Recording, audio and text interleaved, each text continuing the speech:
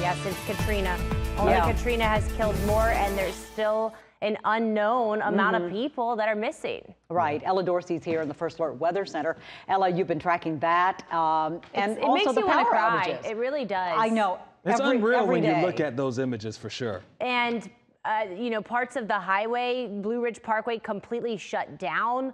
There are thousands of people still without power. This is not only North Carolina. This is the current power outage. It's been almost a week since Helene made landfall, and there's still over 250,000 people in Georgia without power. And that's, I mean, Georgia Power crews are working round the clock. They've restored power for 100,000 people just in the last day, but here's some numbers. Valdosta is still 24,000 people in Valdosta without power, 40,000 in Augusta. In Greenville, South Carolina, 100,000 people without power. In Asheville, still 92,000 people without power. Just incredible, the destruction of Helene. It will be a storm we talk about for centuries. We are watching the Gulf of Mexico for a small chance of a tropical depression or storm. I do not see a risk of a hurricane. We will not be impacted by whatever forms in the Gulf of Mexico. That's the good news. The bad news, South Florida going to get in on a foot, maybe even 15 inches of rain in the next 10 days. So flash flooding will be a high possibility for Florida over the next week and a half. Live look outside. We're under mostly sunny skies, 70 degrees. We're starting to warm up.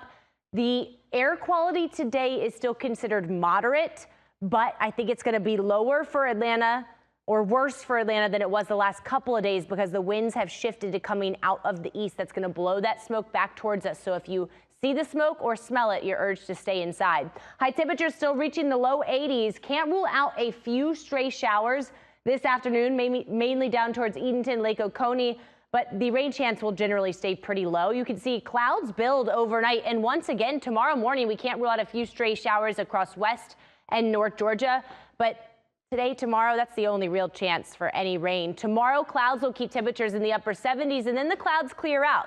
You're thinking about doing something maybe fall-like, like a corn maze or a pumpkin patch this weekend, do not wear a sweater or you will be sweating. On Saturday, we're looking at 84 degrees. On Sunday, 82. It's going to be beautiful, but it's not going to feel like fall. But if you want that fall-like feel, that sweater weather, it's on the way. This is the temperature outlook for October 8th through 12th, which is next week. You can see a major cool-off coming for the eastern United States. What does that mean for us here in Georgia? Morning lows will fall into the 40s and low 50s. Here's a snapshot of next Wednesday morning.